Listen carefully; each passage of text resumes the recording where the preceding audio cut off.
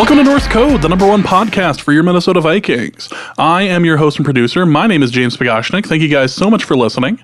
And on the other end of the tin cannon string, we have our analyst and co-host. You know him from numerous blogs and podcasts around the internet, most notably from theathletic.com. He is useful human and older gentleman now, Arif Hassan. Arif, how you doing? I am older now. I'd ask what that's like, but I'm reminded every time I get up, every time I wake up in the morning, and every time I lay down to bed exactly how that feels. So the Vikings. No joke, actually. I want to intercede here. No joke. As soon as I got up Friday morning, which is the 20th, the day after my birthday, my back just tightened up and it has not unclenched. So, yay, 30. 30's awesome. 35 is terrible, but 30 is awesome. 30, you're basically given a running start until 31, and then everything just goes to hell. Except in your case, apparently. The Vikings lost in amazing fashion, really, this last Thursday.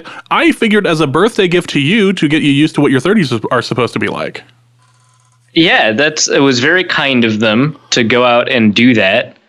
Appreciate it, Vikings, for always making sure that I set my expectations at an appropriate level. Exactly. The Vikings, the Cynics team. We, in case you haven't noticed, the season of Optimistic Arif has ended, died, buried, was lit on fire, and later a shaman was brought in to just sprinkle a few things on the ground just to salt it a little further. We are back to our cynical selves, rather, and we will continue to do the best as we can to get through whatever this is for the rest of the season. However, before we go any further, Arif got a big shout out this week on Around the NFL, the NFL podcast from NFL Network, and they were mentioning your trutherisms on Mitch Trubisky, which turned out to be 100% true until the game on Sunday. Yeah, astounding, the timing on this, right? So Around the NFL might be, the most popular NFL podcast, and they bring this up. And what's great is that this is on the Thursday night recap podcast, which means it's covering sort of the Vikings and the Rams game. And when someone mentioned I got a shout out on Around the NFL, I thought it was like about the Vikings. No, it wasn't about the Vikings at all. They were previewing the Bears game later in the episode, and they bring up the I think it was Greg Rosenthal who brought it up, which, to his credit, I actually really appreciated this. He said my name, who I write for, and I think he also said my Twitter handle, which is that's fantastic podcast sourcing. I appreciate that, Greg. But unfortunately, the fact that this was brought up at all was a curse. And Trubisky not only threw left in this incredible 6-touchdown performance, he threw left with abandon. Like 5 of his touchdowns were to the left. I like the idea that your research lit a fire under his ass.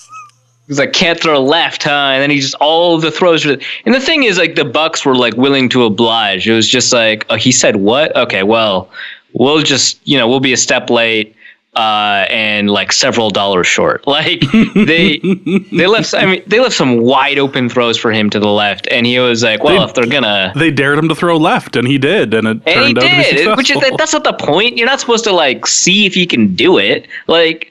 If you give him, like, he'll do it. And which is not to say there weren't some good throws to the left. Allen Robinson touchdown back into the end zone. That was really good in tight coverage. But I want to say most of it was like wide open. And I'm always going to have an excuse. So I'm just going to let people know I always have an excuse. So when Allen Robinson, or no, not Allen Robinson, whoever the rookie is, Anthony Miller. When Anthony Miller got a touchdown rolling to the left, I think in week 2, that was on a rollout, so that doesn't count. So it's from the pocket past the line of scrimmage. So that touchdown didn't count. And also the Anthony Miller touchdown or deep pass in the preseason, that was also a rollout. On rollouts, he's fine throwing to the left, so that doesn't count. So now I've moved the goalpost sufficiently. He doesn't do it in week 3. I look fantastic. This is great. I put the update out there. Around the NFL does it, and then he just like does this, and I just now I have to move the goalposts even further, and it has to be when there's friggin' coverage, which I feel like is not like that much of a goalpost, but like the more qualifiers I add, the less credible I'm ever going to sound. So I might as well just own it now. Yeah. That I'm just like moving these goalposts. I was going to say, is this year's Carson Wentz is no good? Yeah, it might have to be. And the Carson Wentz is no good. That train was up for about 3-4 weeks, too. Yep. I was like, that deep touchdown, that one doesn't count. That bounced off a quarterback's head. How the hell is that going to count? Which, by the way, fair argument, I must say. By week 5, I was like, you know. Oh, this is. I like how every year there's just something that we can latch onto as hard as we can, and I thought Josh Allen was going to be my Carson Wentz going into the season. I was prepped for that, but I was like, you know, what's funny is that Trubisky can't throw left, and this observation is so weird. And the fact that there are statistics on this, like. So it's the one that like caught people's eye. Yes. And like Josh Allen's not good. That's not a unique take, Arif. And of course, like I still had that take and Josh Allen still destroyed the Vikings. So like I still got burned by a take that I don't even get to like parade around as like fun or interesting. So now, yeah, I'm getting crushed on these quarterback takes. I like to think that Mitch Trubisky has the printout of your face as a wreath in his locker. On the left side of his locker. On the left side of his locker, of course. And just has like Rocky training montages while thinking of your face in the wreath thing.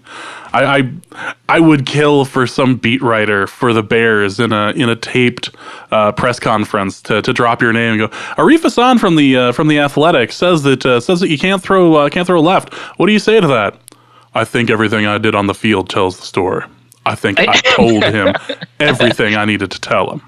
I think if this had persisted for a couple more weeks, a beat writer actually would have brought it up, because there were beat writers that commented or liked the tweet. Like they're aware of this take, and like Bears Twitter's pretty aware. I had several Windy City Gridiron people, that's the SB Nation Bears blog, at me after like Trubisky threw his like third touchdown to the left, and I was like, you know what, fair. I mean, like I put this absurd take out there, and now he's throwing to the like I can't. You're right. You should at me. Like it's like the Carson Wentz truth. I'm not mad that they've added me about Carson Wentz. Like fair. And so, like, the Bears bloggers are definitely aware of this take, and the beat writers have become aware. So if this had come on for a couple more weeks, I mean, it got mentioned on the Around the NFL podcast, and also on Nick Wright and Chris Carter's Fox Sports show, which I think it's called The Countdown. Whatever it is, it's the most watchable of the debate shows on that channel. Right, yeah, right. Which, we should say it is the watchable one. Okay, yes. Yeah. But yeah, and it got mentioned there. So that one's not attributed. Like, I think Nick Wright was just like, there's this concern in Chicago that he can't throw left, just like erupting from the ether, which I mean, like, if you're the coaching staff, like that's probably something you notice before like some random, like, I guess I shouldn't call myself a blog anymore, but it was just some random dude on Twitter. Just like, by the way, guys, can he throw left? Like, I'm sure the coaches noticed that before. So maybe he does have his own sources, or Chicago Sports Radio brought it up or whatever. But like, I found that funny too. Like that, and then friggin' this happens. So. And then he unleashes hell, and that's kind of the end of that. Right. Darn shame, but it was a nice run while it lasted. I will say that. Maybe I will revive it if like 3 weeks from now, like he has 3 consecutive poor games throwing the left. I'll bring it back up. So the caveat is he can throw left as long as it's against Tampa Bay. Sort of like how Case Keenum is the king of Tampa Bay. I was just about to bring that up. Yeah, exactly. Case Keenum is Peyton Manning versus Tampa Bay. Yep. Mitch Trubisky is with the left-handed version of Peyton. I don't know what that is. Also Peyton Manning against Tampa Bay. It's Tampa Bay, whatever. You can just do these things against Tampa Bay, apparently, if you're a questionable quarterback anyway. So, with all of that, welcome to this episode. We're going to talk about the Rams game. We are going to talk about the Rams game. We promise. We just wanted to make fun of Arif for just a little while anyway. We will be talking about the Rams game. We will be doing a big breakdown of the breakdown on defense. Basically every position. We have a lot to talk about as far as the defense is concerned this year. So we'll be doing that, and we will be going into the mailbag. But before all that, again, we want to thank you guys so much for listening, for helping us out over the years. We really do appreciate it. We do have a new Patreon subscriber. We have a Ryan Fullenkamp. Thanks, Ryan. We really do appreciate it. If you would like to donate to the show, if you hear value in these episodes, you can do that in one of two different ways. You can go to patreon.com/Norse Code, or you can go to paypal.me/Norse Code, and you can send in a donation there. Again, any amount is appreciated. This is, of course, a free service, but we are trying to do a couple of cool things, including going to New York, and we will be going to New York, doing our live show at Bar None in New York City and Manhattan, Thursday, October 18th, about 9 o'clock or so. A terrible Thursday night football game will be on the TV, so you can watch that if you want, and be in attendance as well. So again, Thursday, October 18th, Bar None in Manhattan in New York. We will be there. We will also be at the Jets game on the Sunday as well. So go ahead and check us out if you are going to be in the New York area.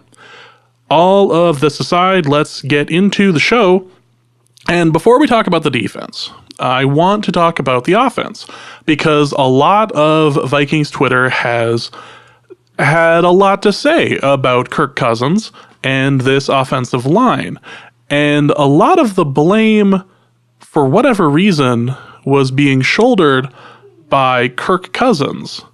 And as somebody who watched the game, I'm not entirely sure that Kirk Cousins deserves any real bit of the blame as far as the loss goes. What do you think? Yeah, well, I think this is another instance where, just like in the Bills game, where if you talked about like Kirk Cousins kind of in a vacuum, like granularly, right? You'd be like, well, so here are the problems. Here are kind of the good things he did. Here are the bad things he did. Let's kind of stack them up. And actually, unlike the Bills game, he played even better than in the Bills game. And I would say that against the Bills, you would say Kirk Cousins was bad in specific instances, and in Green Bay, you'd say, he's bad, but you have to account for the offensive line. But he performed in the clutch. I think in the Rams game, one could say Cousins was pretty good, except in certain moments. But I think overall, you'd say, yeah, he had a good game. On the season, you could say Cousins has been pressured more often than most quarterbacks are, especially because he's not the kind of quarterback like a Tyrod Taylor or a Josh Allen's actually a really good example. I think he leads the league in sack percentage right now, who holds onto the ball too long and invites pressure, kind of like Case Keenum did last year. So the fact that he is kind of one of the more pressured quarterbacks in the NFL is really notable. But you do want to say, hey, we should adjust his expectations for pressure and then evaluate him, and then he probably comes out wanting. But against the Rams, he did a really good job. They ended up scoring a bunch of points. He did well enough to win. He did not do super well in 2-minute situations at the end of the half and at the end of the game. And that's kind of where his problem is. So you could say they had an opportunity to win, and Cousins didn't perform in those two opportunities. And that's a flaw, right? And you could say, that's a con of his from the game. But the pros, they just stack up, right? Like, he did a really good job, I think, considering all of the circumstances and the fact that I think he's part of the reason they didn't get a sack. I want to say until the second half. Maybe I'm wrong about that. But, he's the reason that the pressure didn't convert into a ton of sacks. And so he was able to put points on the board in a tough environment. So I think net, he had a good game. In the other games this season, I would say net, he maybe didn't have a great game, but he's not the reason for the loss or whatever.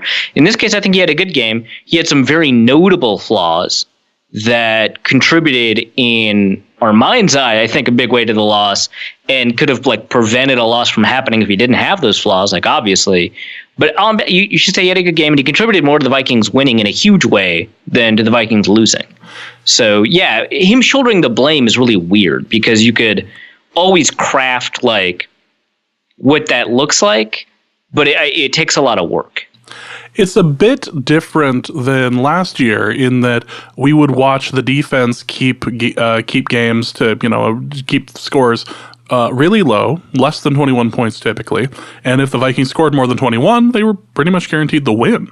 And so now it's the opposite case where the defense isn't necessarily doing its job keeping scores low or being able to really keep games competitive.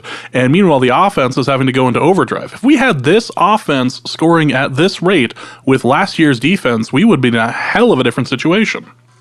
Yeah, absolutely. I mean, that was a defense that allowed fewer than 15 points a game, right? And so, this offense that, put up 22 against Green Bay, put up 30-odd points, 31, I think, against the Rams. And, this offense, with that defense would be kind of the class of the NFL.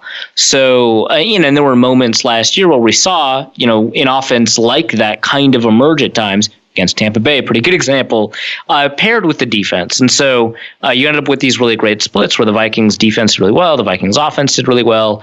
Boom, easy. But yeah, and this offense, it would have been nice to have in the Philly game when the defense finally did kind of falter. It would be. So yeah, and it will be, yeah.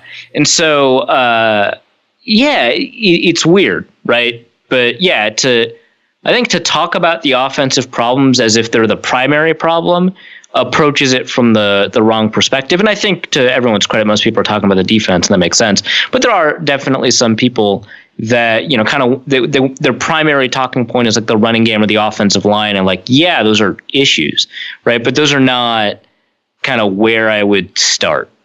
Well, let's take a moment, because we've talked a little bit about Kirk Cousins.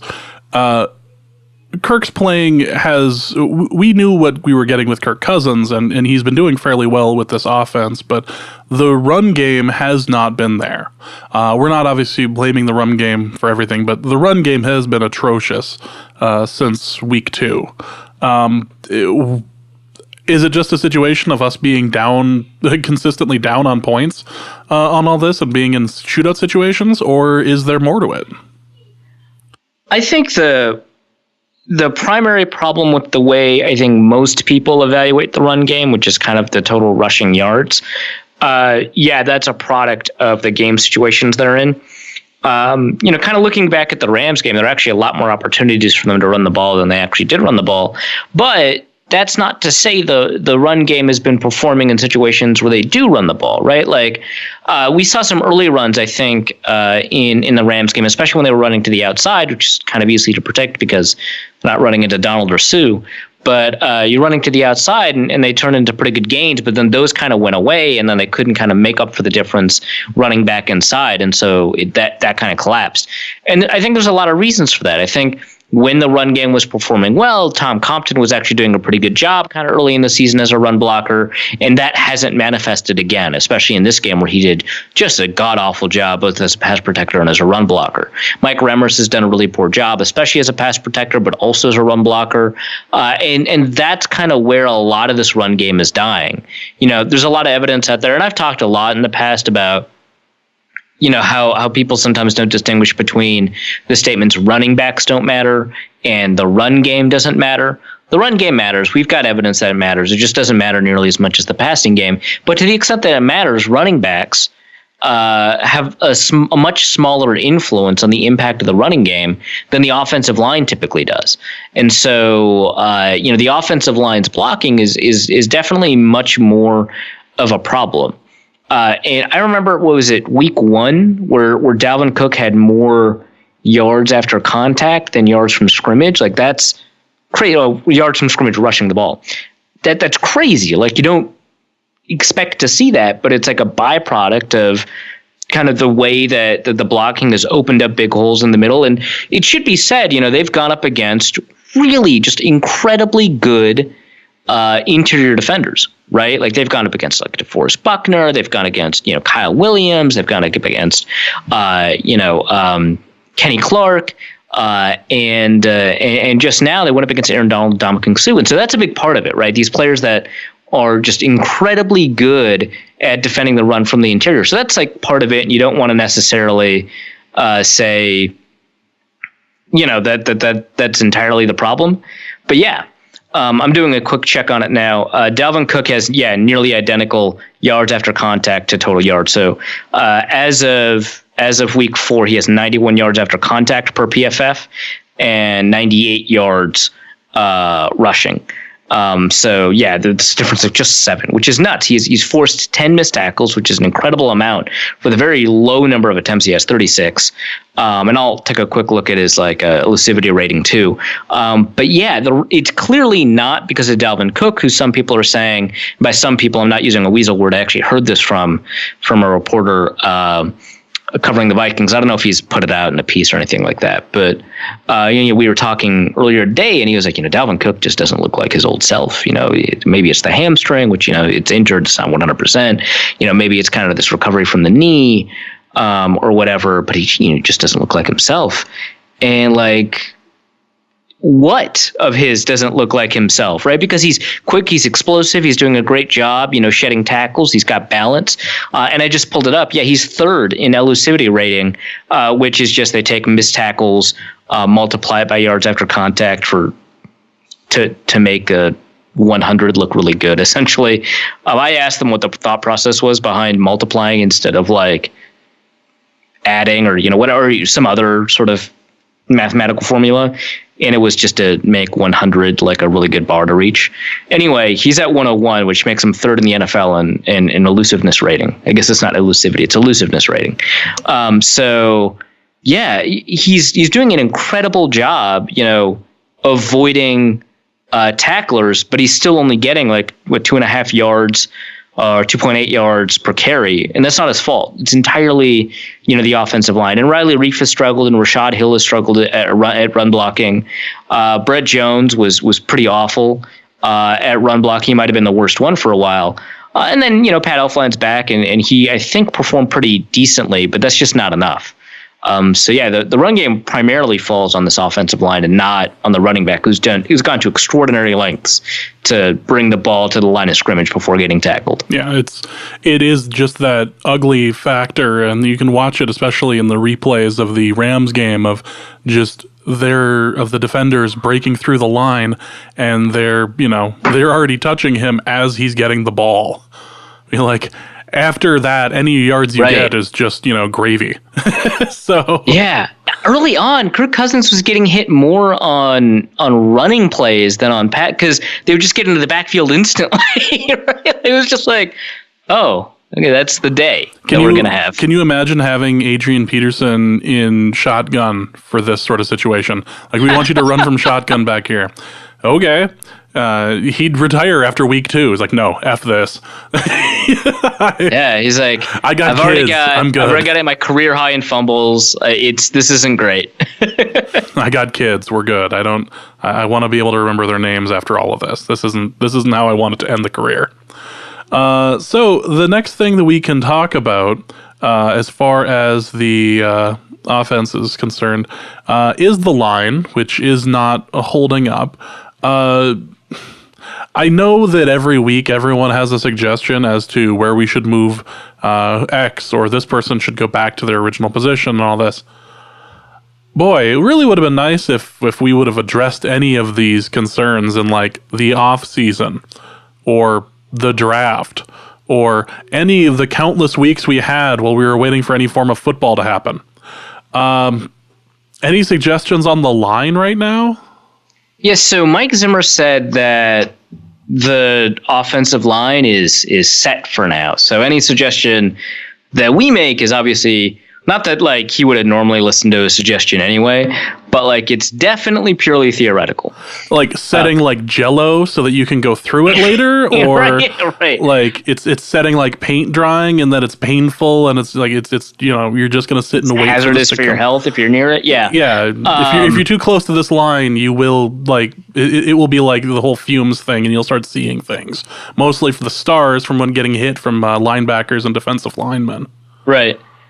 So the offensive line in terms of pass protection, I think Cousins ranks 4th, has the 4th most pressures of quarterbacks in the NFL, something like that, according to Pro Football Focus. But that doesn't exactly tell the whole story because, like I said, Josh Allen is 3rd on that list.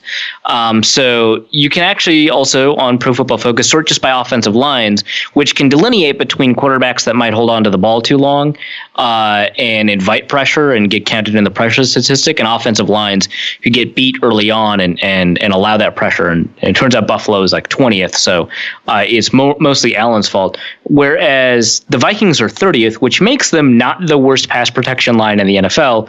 Houston and Arizona are worse. I'm actually surprised Houston's not even lower than Arizona because they're the worst. They're the worst. Like, I'm not surprised because I watched a couple of Arizona games, and I'm just wondering how Houston could even be in a situation of being worse than Arizona was.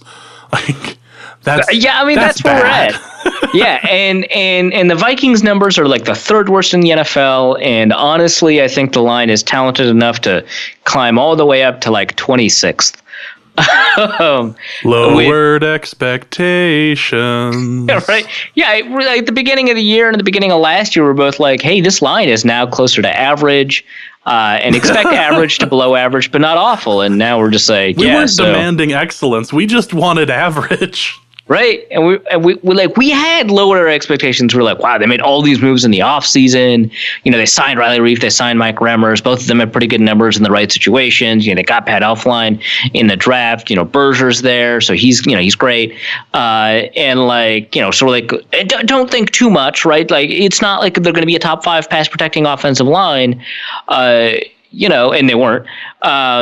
But, it's like average to maybe below average. That's where, this year we're like, yeah, so, they lost, one of the guards, but, they moved a guy inside. They really like the guy they have a right tackle. Maybe it'll get a little bit worse, but, average to below average. It's like the third worst in the NFL.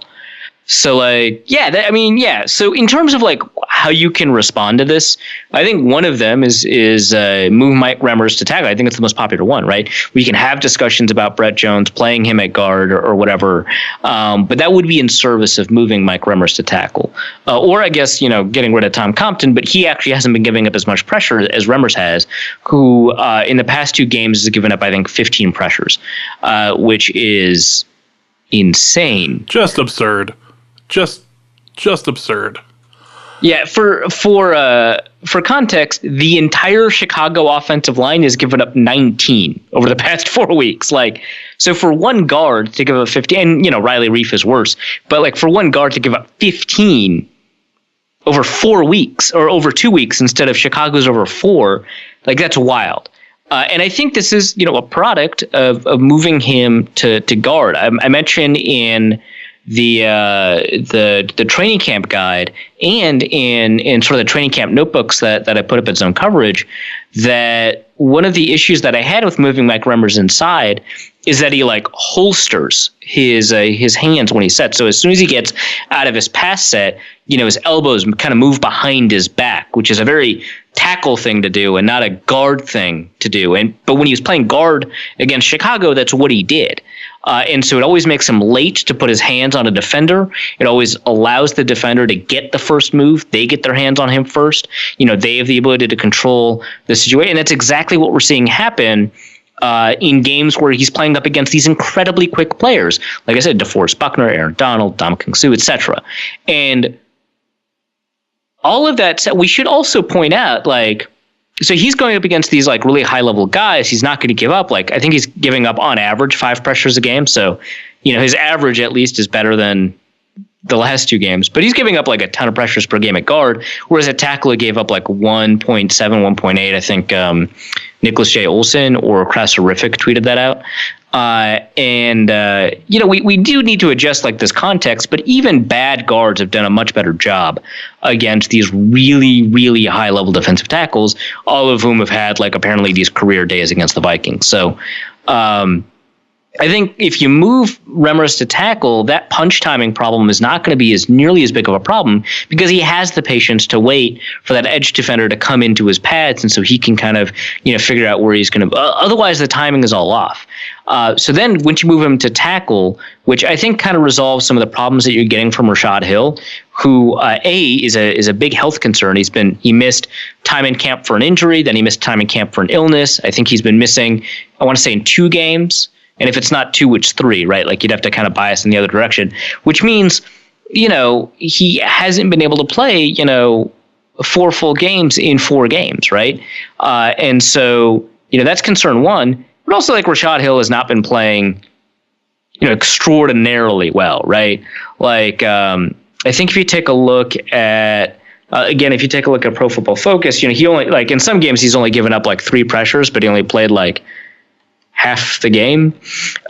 So like, yeah, he ranks in like the bottom quarter of offensive tackles and pass blocking efficiency. So you'd probably be able to kind of resolve the problems that come with having Rashad Hill at right tackle, who is clearly playing a lot better than you'd expect a backup tackle to play, which means he's definitely an asset to the team. You know, he's better than having like TJ Clemmings back there and stuff.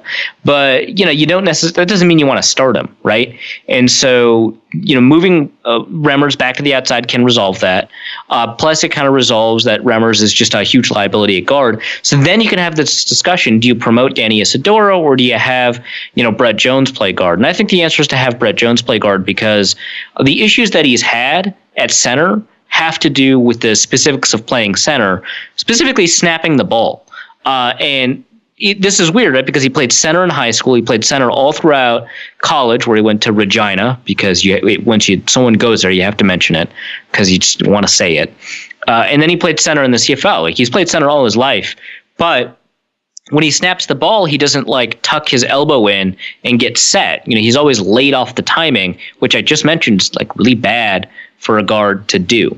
But when you've got him, you know, at guard, then you don't have to worry about the snap, and so his timing can be a little bit more natural. So I'd move Brett Jones to guard, keep Pat Elflein at center, and then you know, personally, I'd have Danny Isidoro in instead of Tom Compton, but they've made that decision and they're going with it, so that's what you do. And then you have Riley Reif and Mike Remmers at tackle, and I think that's the ideal solution. But you know, it's not going to be the solution that they roll out with next week, it seems like, based off of Mike Zimmer's comments. After that, you know, and it's not like, you know, Philadelphia is going to give him a break, right? We know how good the defensive line is. He's going to go up against another murderer at defensive tackle. It's weird. They're going up against like 3 top 5 defensive tackles, like Buckner and Donald, and Sue is like maybe a top 7, and then Fletcher Cox, like. The only way it could be worse is if you go up against like Geno Atkins. Like, this is nuts. But yeah, they're going to go up against the Philadelphia defensive line, and after that, they'll probably have another discussion about what to do. Maybe you put Brett Jones in at guard or whatever. So yeah, it's a dicey situation. I think there are some stopgap solutions that they're not currently exploring, but that's kind of my take. It is a bit difficult to kind of wrap your head around all of this. And just how astonishing some of this play has been. I thought they were going to. I thought the Rams were going to retire the one guy's number by the end of this, just because of all the rushes he gave up.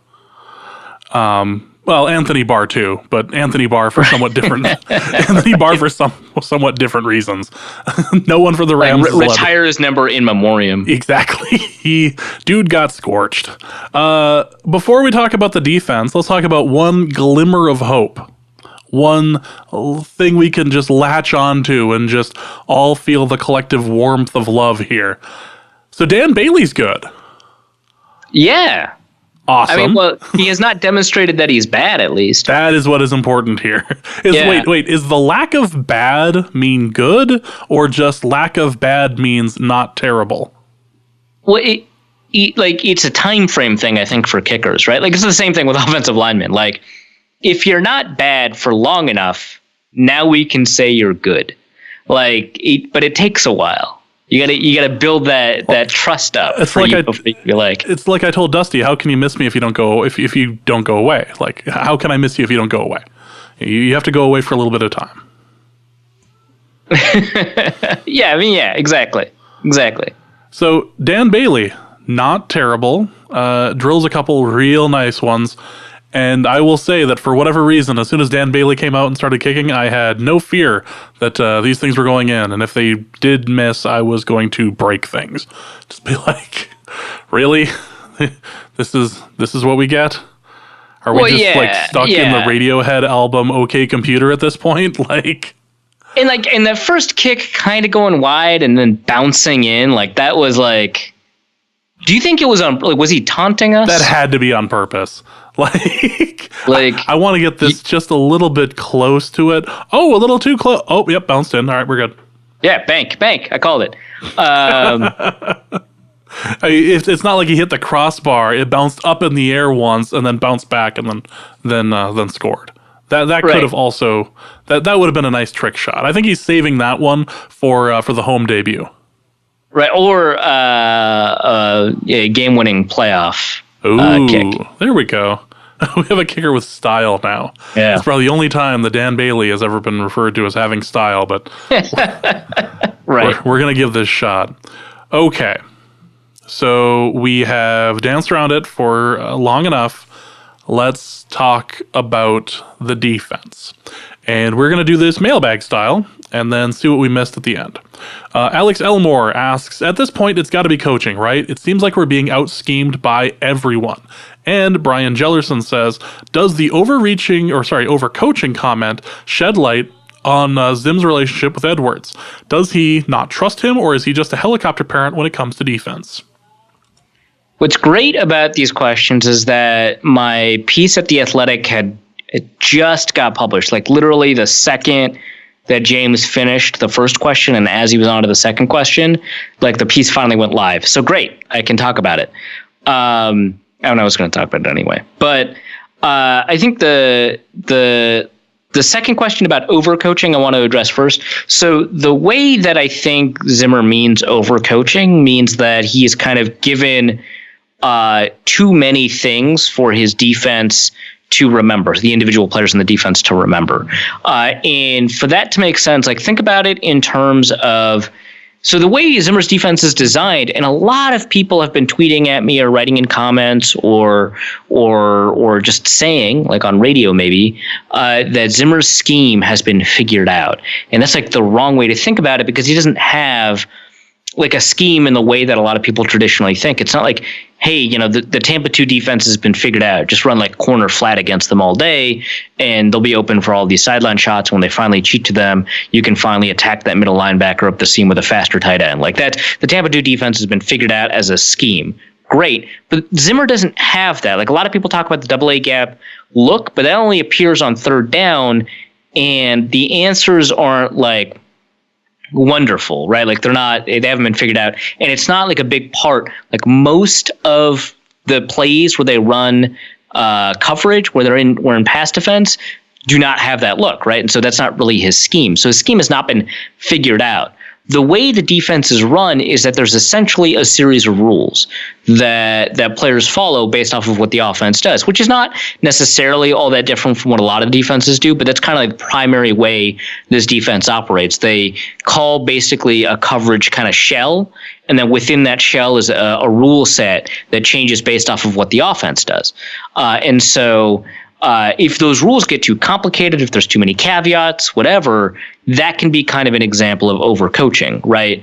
Where, a defender, doesn't know what to do because there's like a couple of rules that might apply to the situation. They have to think it through. And that's the problem. You don't have time to think it through. You need to execute.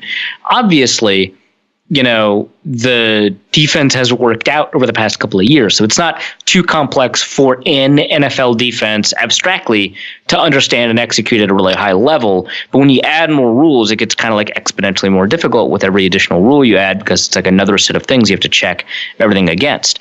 And so I think that's maybe what the overcoaching comment refers to. Is it's the number of rules that I think players have to follow, which explains a good chunk of the problems that they've had on defense, right? The miscommunication and stuff like that. So with that said, I want to say that the scheme doesn't necessarily need to change from a philosophical perspective, nor do I think most of the rules need to change. Really, I think the issue is that the scheme is something that, or not the defense is something that has become manipulable, which is what we saw with the Rams, where they were able to force the Vikings into checking into what they normally do against a particular look, right? So a really good example is one of the Anthony Barr touchdowns. I want to say it's the third one. Maybe it was like the Robert Woods one, maybe 36-yard touchdown, something like that, where they put two tight ends on the field and a running back. And so that's how they huddled. So they forced Ben Gideon onto the field. They took the nickel corner off the field. Xavier Rhodes at the time was hurt. Trey Waynes at the time was hurt. So you had Mike Hughes and Holton Hill on the field. And so they were already in a pretty bad situation. But luckily, they were in a run formation with run personnel. So they're in I formation with really tight splits for the receiver. So they're really close to the formation. With all of that in mind, it looks like a run play, and then they empty it, right? They motion to a spread look, and not just a spread look, an empty look, where there's no running back in the backfield. So you've got 3 receivers on one side, 2 receivers on the other. So against that look, the Vikings check into cover 3, which is a very normal thing. A ton of defenses will check into cover 3. The problem in this case is that the cover 3 defense is weak against one particular play. I mean, it's weak against a couple of plays, but one particular play is like famously good against it. It's 4 verts, and which is what it sounds like. It's 4 vertical routes, right? But in a cover 3, you've only got 3 deep defenders. So someone's going to be in conflict, and someone's zone is going to be flooded, and there's going to be a seam where a player's unaccounted for. So coaches, and Nick Saban is one of them, he's talked about this in a bunch of coaching clinics where this is what I do in cover 3 when I think 4 verts might be a possibility. It's called a matching coverage. And what happens is a player then picks up a vertical receiver if it looks like they're going to attack the seam. So it's one of the interior receivers. So if the interior receiver on the other side decided to go up the middle, then Harrison Smith would have picked him up, or Ben Gideon would have picked him up, which that would have been even worse. But in this case, it was Anthony Barr. And that ended up leading to like a 36-yard touchdown or whatever. And that's just one example of a bunch of instances on the field when the Rams knew how to force a defense, right? Like, all defenses are easy to defeat. It's just you don't usually know what it is, right? And Zimmer's done a really great job of showing a lot of diversity, right? He's run cover 3, he's run cover 1, he's run cover 4, he's run cover 2, he's run modified Tampa 2, he's run cover 6, he's run a ton of different coverages. It's very difficult to tell what it is pre-snap. It's very difficult to tell what it is based off of like game script, but they force it by forcing the Vikings into multiple checks a second before the play starts. They don't have time to communicate. Boom, you've got the cover 3 and you've got 4 verts. So what they need to do is they need to change their approach to those checks, not so that they check into plays that are like not good fits against empty, like cover 2 would have gotten roasted by 4 verts, right? But they need to change kind of the rotation of checks. So if they know what you're going to run, that's bad. So that's what needs to change, not the overall like defensive approach or philosophy or the fact that they have cover 3 or whatever, right? So that's kind of what needs to be done on the back end to prevent those big plays from appearing. It's when the defense becomes predictable is when it begins to lose a lot of its effectiveness. So the next question, since we mentioned his name, Kalen Halverson says, overall thoughts on linebacker play, and should Barr be used more in pass rushing situations? The first time I read this, I saw it as in pass defending situations, and I wanted to throw something. It's like, no, that is the opposite of where you should. Oh, pass rushing. Okay. Yes. Should Barr be used more in pass rushing and not anywhere near the middle of the field? Yeah. Well, so I actually don't have a problem with Barr in the middle of the field, and I'll explain why in a second in coverage. But kind of regardless of how that goes, right? Regardless of like this conversation about whether or not he should be in coverage in the middle of the field, whatever. He should definitely be rushing the passer more often. I don't think there's any question about that. So he has 4 pressures this year, I want to say, in pass rushing situations. I don't know if that's actually, let me take a quick look. No, he has 7 this year. Yeah. The Pro Football Focus grade I was looking at wasn't up to date yet. So he has 7 pass rushing pressures this year, 7 hurries. And he's only had, I want to say, 20 pass rushing snaps, which makes him the most effective pass rushing linebacker that's not like an edge rusher. So like not like Von Miller or Khalil Mack or whatever, but like, outside linebackers like, or off-ball linebackers like C.J. Mosley, Luke Kuechly, Bobby Wagner, KJ Wright, those kind of people. He's the most effective pass rusher right now on a per snap basis. So he should just be doing it more often so they can find ways to put pressure on the quarterback. Sometimes that means dropping a defensive lineman into coverage, which again, I'm totally fine with. I've explained this in the past. It actually, within the context of the Mike Zimmer defense, has worked out a lot more than it hasn't. And a lot of people that complain about it are looking at the instances when it specifically didn't work out and then complaining about that call. That's just like part of how you make a defense unpredictable. Like I said, predictability is killer. So you need to make it unpredictable in ways that hurt quarterbacks. So sometimes it'll lead to that. Sometimes it's just a pure blitz. You've got, cover one or cover one robber or something on the back end to help out with the blitz. But yeah, he should be rushing the passer more. But I do want to say this. Anthony Barr has not been bad at executing his assignments when those assignments are reasonable over the past 4 weeks. Here's what's crazy. So Anthony Barr last week gave up 119 yards in coverage, right? That sounds really bad, right? When you add it to the amount of yards he's given up in coverage for the year, it adds all the way up to like 137. He has not been giving up. He's not been giving up that many yards in coverage. Who's given up a lot more yards in coverage? Eric Kendricks, Trey Waynes. Mike Hughes has given up more total yards in coverage and has only been on the field like a third of the snaps. And while you might expect that for like cornerbacks, which that's not really fair because Xavier Rhodes gave up a ton of yards to Devontae Adams and still has given up fewer. Eric Kendricks is there. Ben Gedeon has given up more yards per snap in coverage, which that's not a huge surprise to anyone. But Eric Kendricks has given up more yards in coverage than any other player on the team. He's given up like 263. That's like 80 more than Trey Waynes has, who's given up the second most. And so if Anthony Barr shouldn't be used in coverage, like who should? Like Eric Wilson? Like a lot of people have talked about how much they like Eric Wilson. Eric Wilson would do a better job replacing Eric Kendricks than he would be replacing Anthony Barr, because Anthony Barr right now is playing better than Eric Kendricks. Now, Kendricks has been doing a pretty good job did a pretty good job in this past game at run defense. He's missed out a lot in run defense too. He was like the subject of like missed tackles against the Bills, for example. But overall, Anthony Barr's done a better job as a total package linebacker than Eric Kendricks has. And so maybe you could be like, Kendricks is or Barr's a liability in coverage. And it's like, well, if you replace him, now you've got your primary coverage linebackers has been worse at it. He's given up more yards per snap in coverage. He's given up more yards when targeted in coverage. He's given up more yards per game. He's given up more total yards. He's given up more in every measure except for like passer rating, because all those touchdowns count against Barr. And then when you factor in that in a couple of those, in two of those touchdowns, I don't want to put the majority of the blame on Barr, because one was just a really well executed play call against cover 3 that put Barr up against a wide receiver up the seam, and the other one was a really well executed play call that put Barr up against a wide receiver running a leak or a wheel route, essentially, where he should have had safety help over top because Sendejo read the rules of the defense incorrectly and shaded over to Trey Waynes and Xavier Rhodes covering a man coverage receiver when he should have left them alone and covered Barr up top. Barr's not at fault for, I want to say, the majority at fault for two of those touchdowns. Now, the Todd Gurley one, that's explainable. I think it's understandable. Running backs almost never run that route.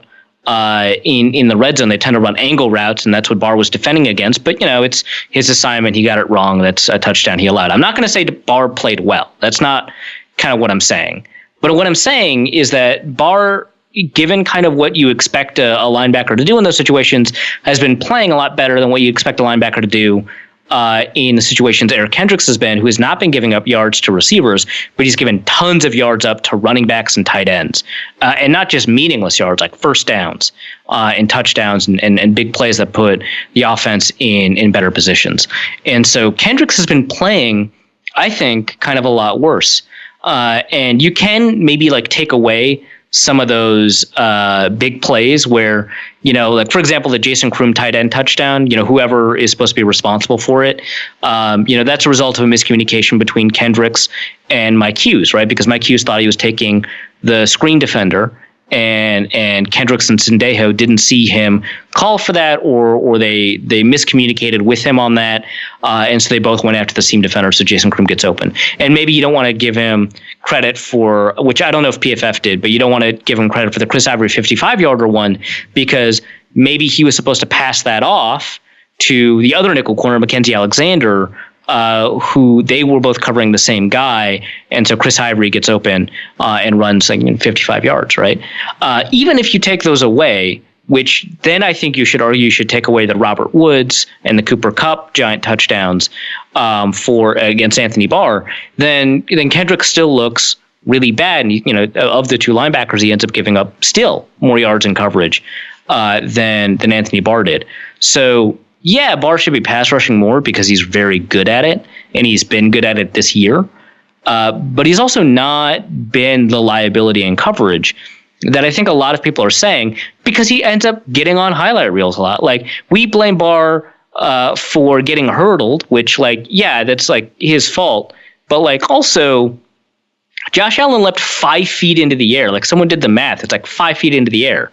Barr has probably never been hurdled in his life, right? You remember that. You remember the horse collar penalty, which, that's a penalty and it should be called a penalty, but he was kind of put in that situation. Remember the face mask penalty? That's his fault, right? You remember, maybe a missed tackle here or there, which actually he hasn't missed that many tackles. In fact, PFF has him as missing no tackles. You remember that he didn't stuff the stat sheet against the Rams. You remember this touchdown. Then it becomes easy to blame him and, consider the guy that a lot of people consider to be the reliable linebacker, but has given up kind of more death by 1,000 paper cuts type coverage, screw ups. You kind of give him a pass. Barr's been fine in coverage in situations where he's been asked to do stuff that linebackers should be able to do. He's not performed well when he's supposed to play cornerback, and he has not performed well in a couple of other situations that he should perform better, like the Todd Gurley touchdown, the horse collar tackle, the face mask. And in the horse collar one, he should have just let go as soon as it became clear that that's what was going to happen. But it's kind of hard to let go because you lose face, right? Because the guy's stiff arming you. Yeah. But yeah, he's not been playing well, but I don't think he's been playing nearly as badly as people are saying. And he's attacked his run fits pretty well. He's done a decent job in the run game. He hasn't been getting stops behind the line of scrimmage, and Kendricks has gotten a few. He did a pretty good job of that against the Rams, but he hasn't been exploited in coverage nearly as much. And it's easy to just kind of remember the big plays, the hurdle, the penalties, the touchdowns, and not remember all the little plays that he has stopped from happening in the first place. Can I confess something to you? What did you confess? I need to confess something. What are you going to confess? I played heavy on the Rams for fantasy because I thought that they were going to carve up the Vikings defense. You monster. I invested heavily in Jared Goff. I invested heavily in Kupp, and I also had their running back as well, just ready to go. And I'm pretty confident I won all 3 games this week. Right, yeah, because you're an awful human being and you caused this.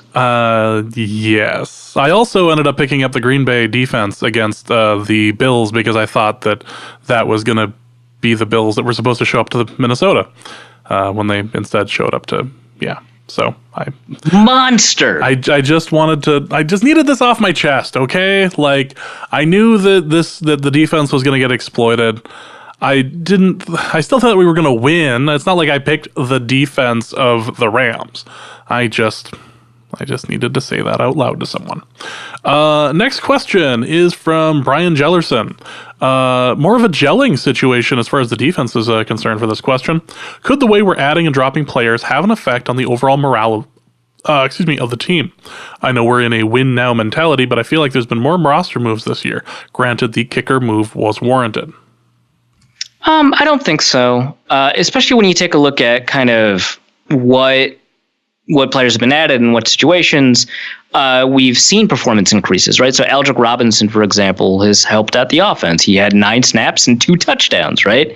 I don't think that's a problem. I don't think it's affected the morale, and I don't think adding someone like Aldrick Robinson affected the defensive morale. In fact, I bet it probably improved it because they saw a situation where, the offense let them down, right? With a ball clattering off of Treadwell's hands for an interception. They had to bail the offense out of that, and then the team found a kind of a way to resolve it by adding another player, right? The defense hasn't seen a bunch of that. Now, they did add Jonathan Wynn, but I think that's in response to, let me take a look. They waived Garrett Dooley, right? They didn't get rid of Sheldon Richardson or something, right? That gives you defensive end depth because of the Everson Griffin thing. I think the Griffin thing might impact morale way more than adding Dan Bailey did, right? I think that was a positive for morale. So no, I don't think the constant kind of like movement, which is it's active. I don't think it's necessarily more active, right? Like adding that punter right away by cutting your old punter, like that's weird, but like it's not so unusual that like you haven't seen it across the NFL. So no, I don't think that's a big part of it. I think instead it's like the rookies and Mackenzie Alexander attempting communication. It's what Zimmer mentioned with the overcoaching. I think those play a bigger role than the somewhat consistent additions to the roster. Ben Perkins asks, why are we continuing to play a single high safety, and why is that safety Sendejo instead of Smith? I mean, but they're not always playing a single high safety. Sometimes they're playing two high. Sometimes they're playing, quarters coverage where both safeties are high and both cornerbacks are high as well. I shouldn't say are high. Playing high, nope, that doesn't work There's either. no really good way of putting deep zones. Yeah, playing deep zones. If you keep saying things like that, I'm going to have the episode title be Playing While High. But no, they're not just playing, single high coverage. They're not just playing with a single high safety. They're playing two deep. They're playing four deep. They're playing quarters coverage where you've got one safety covering half the field, another safety covering a quarter of the field, and one corner covering a quarter of the field. They're mixing it up. Sendejo's doing it much more often as the single high safety. I think it's also easy to kind of mistake like, hey, he's a really big hitter. Maybe he's the strong safety. And I don't think that's the case. I think that, not that he's like been wonderful in coverage. And in the first couple of years that he was a starter for the Vikings, he always happened to be like a step behind and in the area, in the zip code, but not, in a position to make a play on the ball. So it was very easy to think, hey, he's a strong safety. But, he doesn't take the greatest tackling angles either, right? I mean, he hits super hard. But so when he does make contact, it's like super meaningful. But that doesn't necessarily make him a strong safety where the play has to, where he has to react to the play a lot faster. The other side of that is that if you have Harry playing super, deep, 20 yards downfield, you're not giving him opportunities to blitz. You're not giving him opportunities to make an impact in the run game. It's bringing Smith closer to the ball and allowing him to make more of an impact on plays. So, yeah, I mean, they do switch it up, and they don't just play single high, and sometimes Harrison Smith is playing single high. But when they do, it's likely because Harrison Smith can do so much, and you want him near the ball so he can make an impact. Next question is from Paul Pinter, who says, do you think it's a scheme problem, lack of form, players getting older, or a combination of all the respects? And do you think it would make sense to give Eric Wilson more playing time and use Barr instead as more of an edge rusher?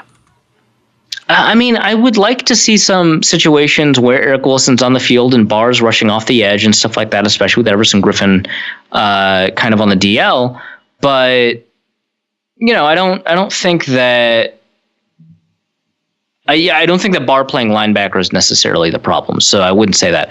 Now, I think that they should stop putting Ben Gedeon on the field. I think 3 years ago, which he wasn't even on the team 3 years ago, but I think 3 years ago that would have made a lot more sense.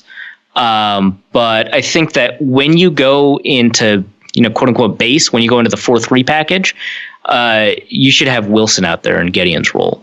They don't play the same position. Zimmer's mentioned that they don't play the same position. I don't care. Which, I mean, that's cavalier. Zimmer knows a lot more about defense than I do. But my approach to it is this. The Rams game, whenever they found a way to put the Vikings in base, they would then do play action and they would have to hide Gedeon in coverage. In fact, they did that on the very play I'm talking about where they move out of I formation into empty and they have to hide Gedeon by having him play kind of this middle zone where he just picks up kind of the underneath guy that doesn't matter. And they have Harrison Smith play what would normally be the outside linebacker role, kind of running up the seam as a safety, which is not, I mean, that's not super unusual because he's just playing as a strong safety, but you can do a lot more if it's Eric Wilson instead. Plus, he's not bad against the run. Yeah, he has to play a different role. He has to, take blockers head on, which is not necessarily something he's as good at as Gedeon is. I think it's kind of worth the risk because A, running doesn't matter as much. We just talked about that. But B, it prevents you from having to deal with like these sub package changes or these formation shifts where now suddenly this tight end that you were expecting to beat head on in the run game is now running like an 8-yard curl and you're like 3 yards off the ball. So I think actually in base, Eric Wilson should be on the field. I think there should be, third down pressure packages where Anthony Barr is rushing off the edge and Eric Wilson is one of the linebackers on the field with Eric Kendricks or the lone linebacker or whatever. But I don't necessarily think that the solution is to take Anthony Barr off the field in any way. As for the question about whether or not, has the scheme been figured out or the players getting too old or whatever, I will say this is a criticism of Barr. He's playing a lot slower, right? So I don't think that's age related. He's not like old or anything like that. And he's not showing up in the injury report. So like, it's difficult for me to say like he's playing injured. Right. But like my preference is to say, he's hurt or he's not 100% in some way, even though he's not on the injury report. Than to say a player is lazy. Cause I think that's unfair. And I think it's very difficult to kind of look into, a player's life and say, you're lazy because you're not running fast when there's like a million reasons you could not be running fast. So he's playing slower, and that's obviously it's clearly had an impact, right? And he didn't, he didn't do that much in the run game in the Rams game, like I mentioned. But like Kendricks is lost, and he's young, right? And he looks lost out there. So it's not age, and I don't think it's scheme. I think it's really just a communication thing. And we have a couple. I'll just answer them now. We have a couple of questions about Terrence Newman about whether or not that plays a role in communication. And yeah, sure. I think it's more likely than not that not having him on the field in nickel situations makes it more likely that we have the miscommunications that we've had, when we're watching the Vikings defense. But, it's also like, if it's inevitable, it's inevitable. I mean, he's like 40, right? He was going to retire after the year anyway. So at some point, you're going to have to see what the communication looked like with the other nickel players. And right now, it's not good. Hopefully, this has become cause for concern for them to resolve that. But it's not great. So yeah, the Newman thing's a problem. The communication's a problem. I don't think the Newman thing is determinative. I think a lot of the errors that they've had would have been errors either way. But it's contributed. But I don't think it's like a scheme that's been figured out. Maybe they've been overcoached. I don't think it's like necessarily that the players are old, right? Because who are the oldest guys? Like Andrew Sandeo, who's not been significantly underperforming, and his underperformance is more related to assignment than it is to like speed. And Everson Griffin, who's not playing right now.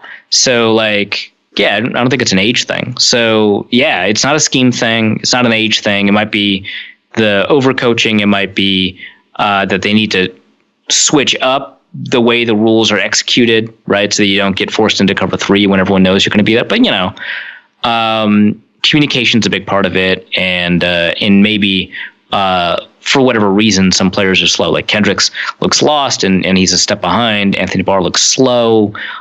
He doesn't look like the player that ran down Tevin Coleman from behind when he had to turn around from a stop, and Tevin Coleman was already in a running start his rookie year. He doesn't look like that player.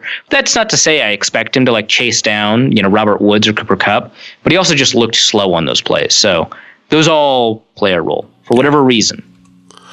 Rush Lau asks, how much shall we attribute the defensive collapse to the new normal? Example, the strict roughing the passer rule, offenses using a heavier 3-4 receiver set. How easy would it be to fix, especially with Everson Griffin out? That's an interesting question. I was looking at scoring across the league, also as a response to another question that we got. On average, per game, 24 points are given up by defenses per game. Last year it was 21, so scoring is up, and I think that's significant. I think 3 points on average per game does become super noticeable, even though it doesn't sound like a ton. But at the same time, the best defenses are giving up less points per game than they did last year over the course of a full season. Like Jaguars are giving up 14 points per game, right? And the next best defense is giving up 15. And so, the good defenses are still playing really good defense, or at least not allowing a ton of points, and are not being impacted by these penalties. okay, so like Clay Matthews has been called 3 times. Linval Joseph got called once, and Eric Hendricks got called once. But I don't think Khalil Mack has been called once for like roughing the passer. I don't think the Bears overall have been called once for roughing the passer. There's been a bunch of teams that have hit the quarterback a lot that haven't been called for it. So I wouldn't necessarily point to that being, the new normal. It's something that some defenses are doing a better job adjusting to than others. It's something that I don't want in the game and is impacting the game. But some defenses are doing a better job, and the Vikings need to be one of those defenses instead of one of the defenses that's giving up like a ton of penalty yards, which they are. Next question from Tin All In. I assume that's what that's supposed to be with all those L's in it. Why hasn't George Iocca played any significant snaps yet? No idea. For a while, I thought the consistent, like, I got a bunch of questions after the game, like, why isn't George Iocca playing? Where was he? He was totally absent. What's going on? For a while, I was like, that's like weird. He's like a backup safety. Like, why is everyone asking all the time? Like, it's really just a question of like, I would understand if I got a couple of questions that were just like, oh, do you think we should be using the sub package more where Iocca's playing as a linebacker, and not like, what the hell is happening? Why isn't he playing? But, the more I think about it, the more I understand it, right? Because he's a starting quality safety and the Vikings signed him, right? If he wasn't a starting quality safety and it was just like an interesting experiment, like with Jaron Kearse or whatever, I don't think those questions make as much sense. But the Vikings consumed a surprising amount of cap room, although a lot less than one would have expected, given kind of how much salary he was commanding. And he immediately becomes like the first backup safety. And there was a ton of talk. It's not necessarily, a Vikings fan's fault that like 8 stories got published at once when he was signed about how he could be used as a linebacker replacement at times, right? And it's a totally reasonable expectation given how good he is. So, yeah, at first I was like, the way these questions are worded is totally unreasonable. But honestly, maybe not, especially given all the confusion on defense. You might as well try something. But I don't know the answer to it, right? Because when he signed, Zimmer was like, he said when he was signed, I looked through the playbook, I already know 85% of it. So it's not going to take me very long to get up to speed. And it's not like he signed last week, right? He signed, I think, during training camp, but if not during the preseason at least. And so he had a lot of time to learn the playbook, and we haven't seen him on the field. The only time we've seen 3 safeties is when Jaron Kearse is playing, and he's not actually playing a 3 safety look. He's just the nickel corner, right? When there's a bunch of injuries, which has been already too much. But like, yeah, so I don't know. And they need to experiment with it a little bit more often, if nothing else, to make the defense less predictable, but also like he's good, right? And like, he's better in coverage than either line. Like, I'll defend Anthony Barr, I guess, all day, whatever, but I'm not going to say, I'd much rather have George Iocca covering a tight end downfield or being forced to play man against a receiver in a cover 3, right? Like, for as much as like Barr was put in a bad situation, why not have the situation by having Iocca on the field? I'm not angry about it. Like, I think a lot of the questions I received are angry about it. But like, I am curious, like, why this hasn't happened, given all the defensive failures we've seen related to exploiting linebackers and having play action and stuff like that. Another thing I want to bring up that I brought up in the Athletic article, kind of totally apropos of all these mailbag questions, is that the Vikings are being really they're sucked in by play action way more than they should be. And there's a stat in the article I want to identify that's really important. The Vikings have been the subject of play action more often than any other team in the NFL over the past 4 weeks. No other team has been subject to more play action passes. It's like 33% of their play of their passing dropbacks are play action, and they have the 3rd largest difference between their pass coverage on play action versus pass coverage on standard downs. It's 6 yards an attempt, and that's not 6 yards an attempt given up on play action passes. It's 6 yards more given up. So they're giving up 13 yards an attempt on play action passes and 7 yards an attempt on standard passes. It's obscene. It's the 3rd most in the NFL, but the top 2 haven't had that many. It's like Green Bay and Denver's playing like right now as we're recording. So they hadn't even played 4 games yet, and Green Bay only sees them on 20% of plays. It's not that often. So it's abysmal. They've given up more yards. I think they've given up over 600 yards in play action passes, and the next one's given up 406 yards. That's Oakland. So they get sucked in on play action passes a lot. that doesn't count like those drops that occurred to Robert Foster deep with the Bills, to George Kittle deep with the 49ers. I think it's probably even worse than those numbers indicate, even though they should have had an interception off of the Trey Waynes drop, also to Robert Foster, interception from Josh Allen. Yeah, it's obscene how much they've given up in play action. Plus, we saw with the motions and the last second formation changes and stuff like that, the Vikings were kind of all out of sorts. And that I think feeds into the miscommunication problem. So I'm going to add that to the list of things. It's like a problem that I think are not related to individual player talent, that I think are related to the way they've been coached. So I don't know if that answers a question that we've had coming up, but I just thought of it again. We should put it out there. Well, yeah. Finally, let's wrap this up with Nathan Kellen, who says, why has the narrative about this game been focused solely on how bad the Vikings defense is or was last week? There are certainly serious issues, and they're playing worse, much worse than they ought to. But I didn't see a single article, podcast, or tweet mentioning how the Rams' defense has played this season. They have one of the most expensive, if not the most expensive, defense in the league, and have not played up to par either. Unless the Vikings' offense is really supreme, even without any semblance of a running game, they should be getting flack on how their defense played in this and the last game. It seems to me the issue is that basically every defense around the year is playing around the league is playing mediocre. It's not just us that's fallen off. That's not the case. So I looked this up because I was kind of curious about it. So the Rams scoring defense is actually 5th best in the league. They've given up 16.8 points a game. To put that into the context, that's how many the Jacksonville Jaguars gave up last year. So that would have been 2nd best in the league last year. Really, the biggest issue was this game, and then the back end of the last game that they played after their corners got injured. So actually, they've been playing really astoundingly good defense with how expensive that defense is. They've been getting a great return on investment. And it'll get better again once Peters fully heals up, which I expect he will, within this next week. And when Talib comes back, and he's expected to come back off of IR, several weeks down the road. But I think some of it's also just the defenses we didn't expect or didn't do well last year are the ones that are doing well. So aside from Jacksonville, which is now leading the league in points per game given up, 14.0, which is better than any team did over the course of the full year last year, Washington, no one expected them to lead the league in defense, 14.7 points per game. They did really well against Rodgers, right? And so that's a really great mark because that's better than any mark that any team did last year. 16.3 points per game given up by both Chicago and Baltimore. That's better than Jacksonville did last year, right? So those defenses are actually doing better than the best defenses in the league did last year. So that's worth pointing out. The Tennessee Titans and the Dallas Cowboys are both giving up under 20 points, per game this year.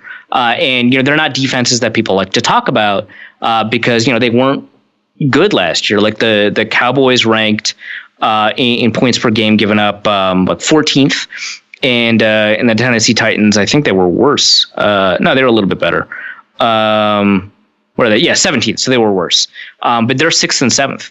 So I think part of it is that the defenses that we typically expect to do well, Philadelphia, they're underperforming. Seattle, they're underperforming. Minnesota obviously is massively underperforming, but honestly, there are a bunch of really good well-performing defenses. The Baltimore Ravens, who you maybe expect, the Chicago Bears, who were a top 10 defense last year, are now a top 5 with the addition of Khalil Mack. Jacksonville still number 1, but Washington, no one expected. The Rams are actually doing really well. They're doing that well.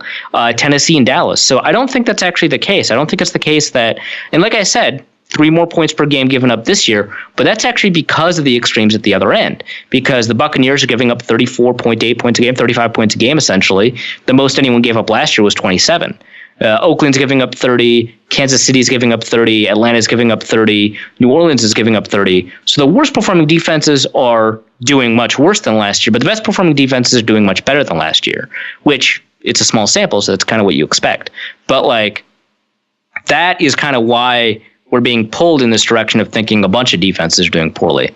The Vikings, in this adjusted environment where there may be more points this year, the Vikings still rank 22nd in points per game given up. They're still awful even when you compare them to all the other defenses that maybe are giving up more points. So awful is relative. Like 22nd, that would have been really great, like back in like 2010. But like, back in a year that we were terrible. Yeah. But in a year that they're coming off a year where they were number 1 in the league in points given up. Now they're 22nd. So they've fallen off, I think, a lot more than any other defense has. Who would have thought that, everyone going into this year saying, the Vikings defense is all together and they added one new part and it's going to be amazing. Like, who knew that was going to be our mistake? Like, bringing everyone back. That was... Right, yeah, and this is the weird thing. If you say, so the Vikings are bringing everyone back except they're replacing their defensive tackle with Sheldon Richardson, who is going to be having a career year, right? Like, he's having a career. He's doing really well. And Danielle Hunter will improve, right? So if you give us those 3 pieces of information, right? Everyone comes back. Danielle Hunter improves. Sheldon Richardson is having a career year. You'd be like, oh, yeah, the defense is, what are they giving up, like 10 points a game? Like, no, way more, 27 and a half. Like, and they drafted a first-round corner who's actually not bad. Like wait, what? Yeah, so, yeah. Yeah. Let's go to our regular mailbag, and let's start it off with, is God mad at us, and who should we smite to make him happy? I want to create a bot Twitter account and just send this to people. That's good. I like that. So the answer is yes, and so A, yes, B, no one. I mean, it's the problem is you. It's probably Andy. Ian asks, how different... That wouldn't hurt. How different is the outcome come Monday with a win or a loss? Still too early to pack it in, especially with this division, but the margin of error keeps disappearing, it would seem. Eagles seem incredibly vulnerable too. Same can be said here, but Right. Yeah, no, this is a good opportunity to play the Eagles before they get back into rhythm, right? Because they're 2-2. They come off of a loss to the Titans of all teams, which, I mean, Carson Wentz looks... I shouldn't say anything. It's going to jinx it. It will, but I will say that I am shocked at the lack of trash talk from the Eagles fans right now. We are recording Monday, and I have not seen a single 38-7 posted anywhere. I actually am shocked. Yeah. Yeah. What's going on?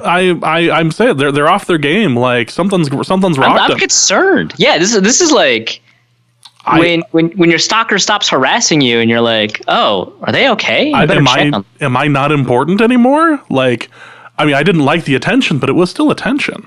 Right. And like, maybe something's happened to them. I should check. We should check with our Eagles fans before we start recording and see what's going on, because none of this seems right. I have a couple of Eagles fans on Facebook who are posting the George Michael from Arrested Development walking home sad music. It's with the caption, "When the Eagles lose." Just like, really? You bastards won a Super Bowl last year. Buck the hell up. Right. Chill out. Right. Ugh. Anyway, yes. So Eagles are having interesting problems, but it's too early to pack it in. But the margin of error continues to disappear. It's a weird division this year.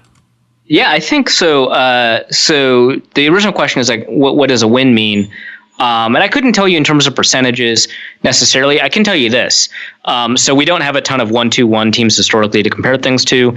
And for using history as our guide, we've got more 1-2-1 teams now, like currently in 2018, than we've had since like 2002 or maybe ever combined. So like there's no good guide for history. So I looked at 1-3 teams and 2-2 teams, because obviously logically the Vikings are somewhere in between the two.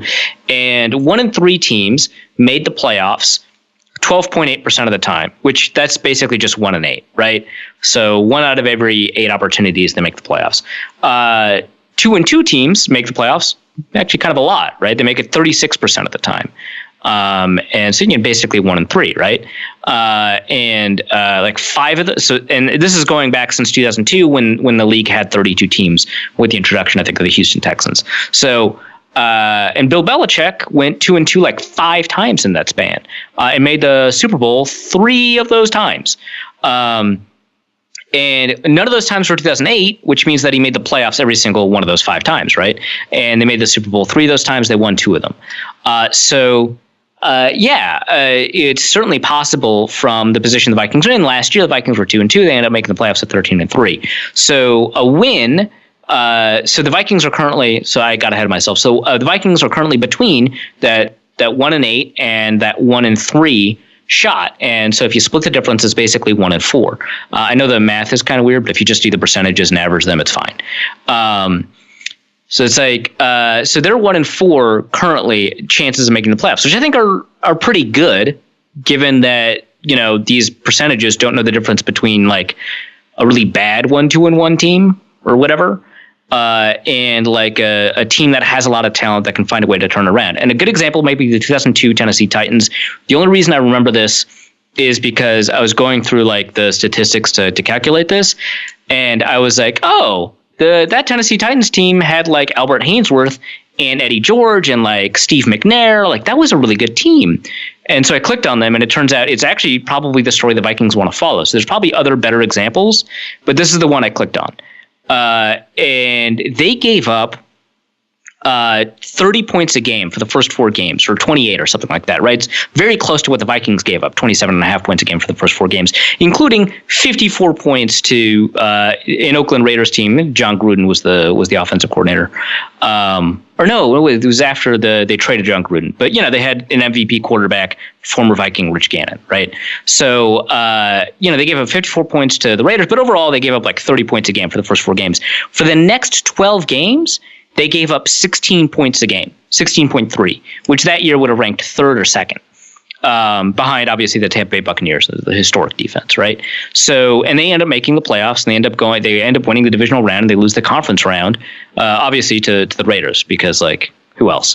But that's kind of the path that the Vikings want to follow, right? Because you can give up 30 points a game in your first 4 games, and then you can fix it.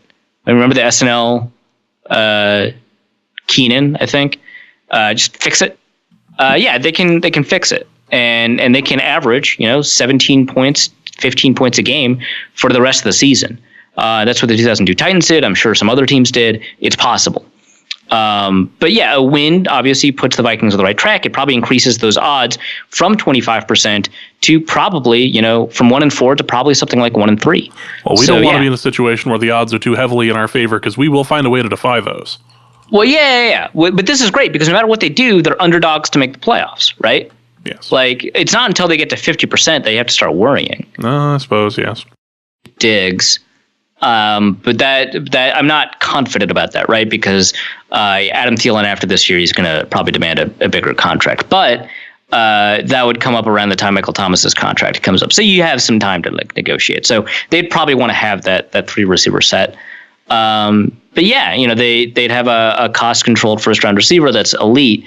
But the problem, of course, is because I do think they signed Diggs, they probably don't resolve the offensive line in any different way. But in a world where they don't sign Diggs, I think they go after a guard in free agency, right? Because they clearly weren't that enthused about going after a guard in a guard-rich draft.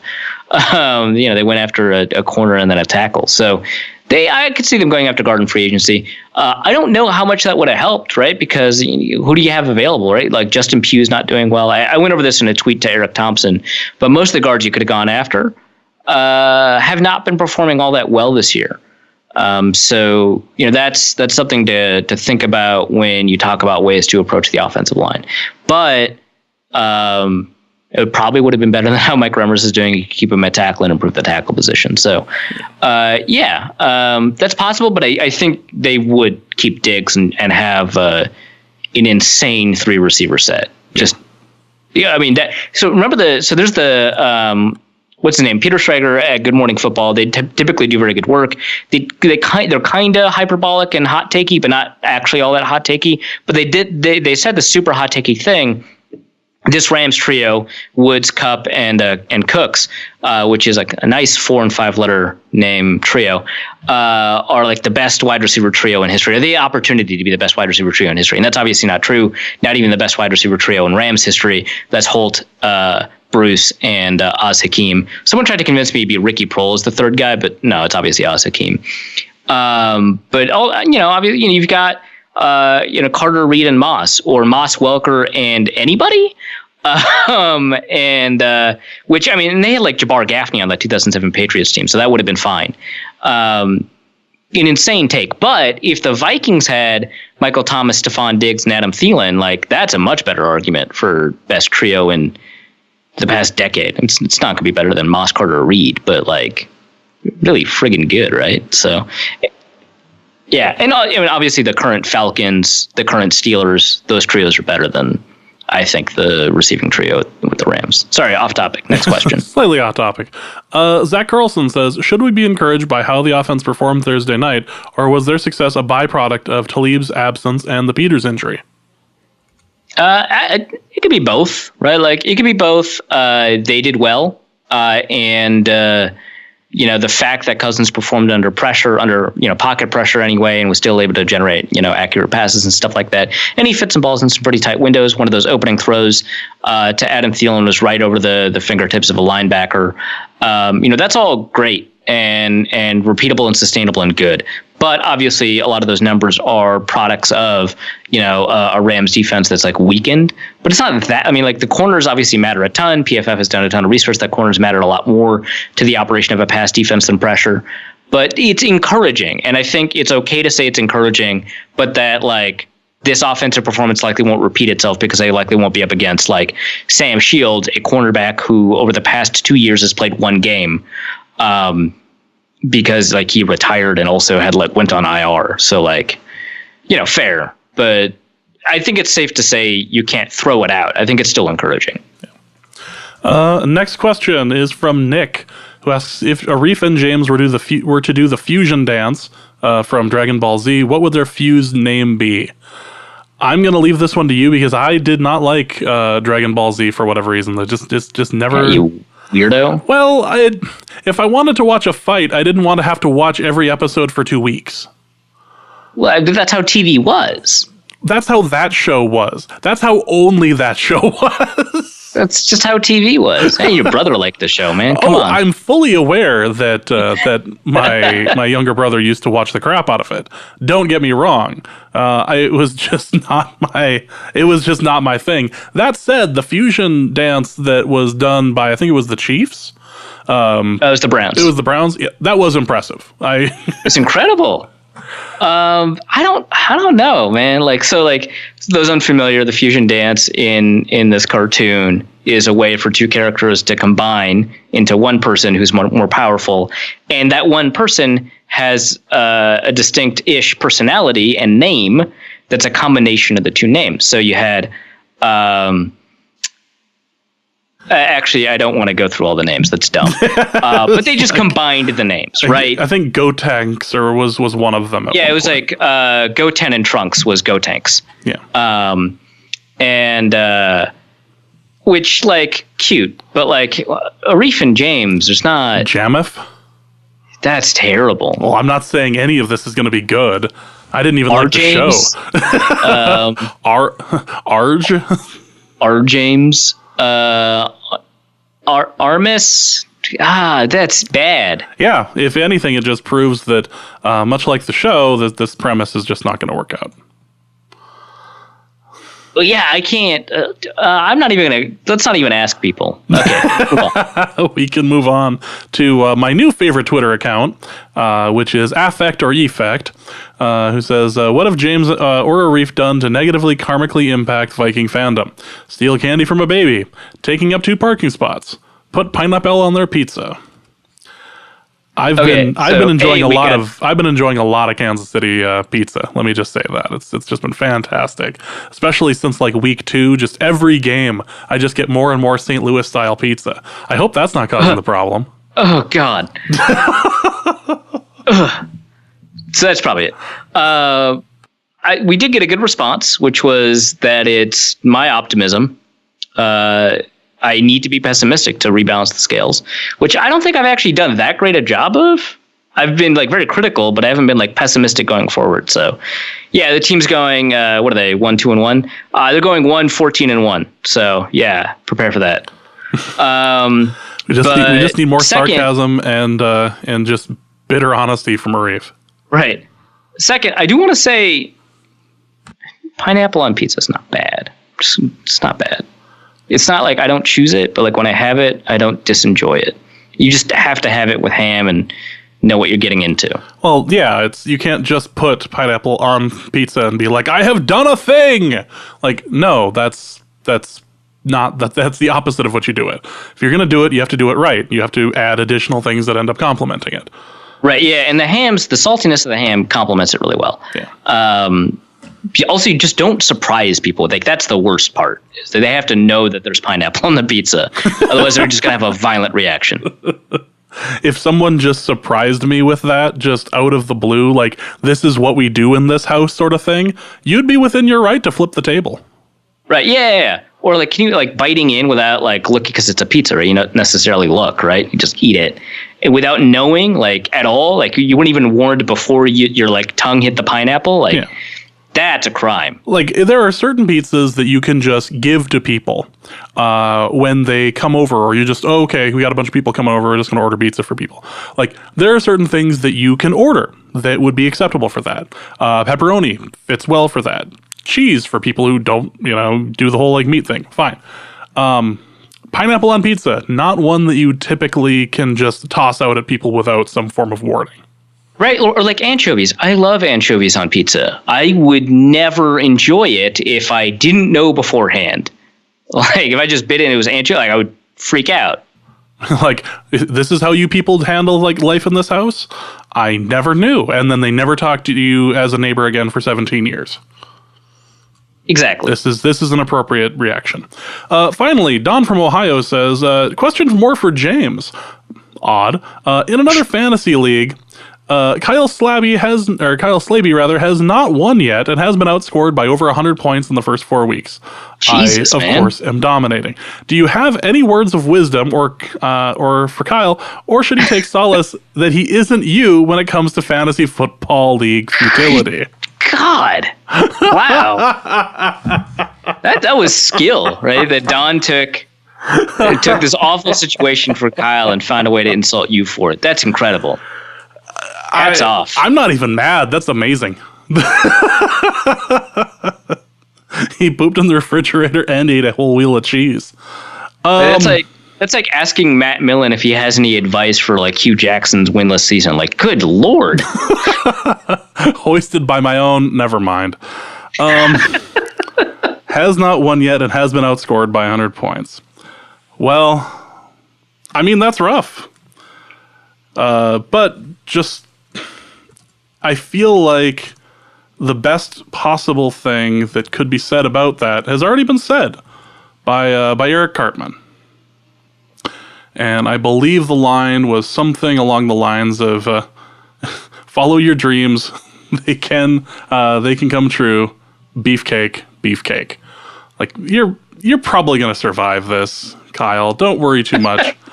And just remember that if Don from Ohio is hating on you, unless you're a Packers fan, you're probably doing something right. That's true. That's a good point. Yeah. That's where I'm going with that. So keep your head up and watch the waiver wire and try not to go winless because he will not let you forget it. Let's wrap this up. Arif, let's plug the athletic piece. Yeah, so I took, I think, 6 or 7 plays from the Rams game where, they either scored or had a big play, broke them down as to kind of why that happened and linked it all back into the kind of the systemic problems that the Vikings defense seems to be facing. Because going just over that alone, I don't think is enough because the Vikings defense has suffered a lot, right, over the past 4 weeks. So I talked about this play action thing. I talked about this overcoaching thing. I talked about kind of the systemic issues as it relates to kind of how they manifested in the Rams game. So that's over at theathletic.com. It's live now. You can go see it. I'll link it in the show notes. Yeah. So go ahead and check that out. If you have enjoyed our show and like to donate to the podcast, you can do so in one of 2 different ways. You can go to paypal.me/Norse Code, or you can go to patreon.com/Norse Code and donate there. You can give any amount of money, $1, tree fitty to help keep the Loch Ness Monster at bay, whatever you'd like. I did have a little chuckle, however, when I was mailing out the packages for our raffle winners earlier, and I did end up having to pay $3.50 for Don from Ohio's package, and I just had a little laugh there. I was like, okay, well, my theory of Don from Ohio being the Loch Ness Monster just got more credence. I was like, I literally took a picture of it and was like, yep, $3.50 for you, bastard. All right.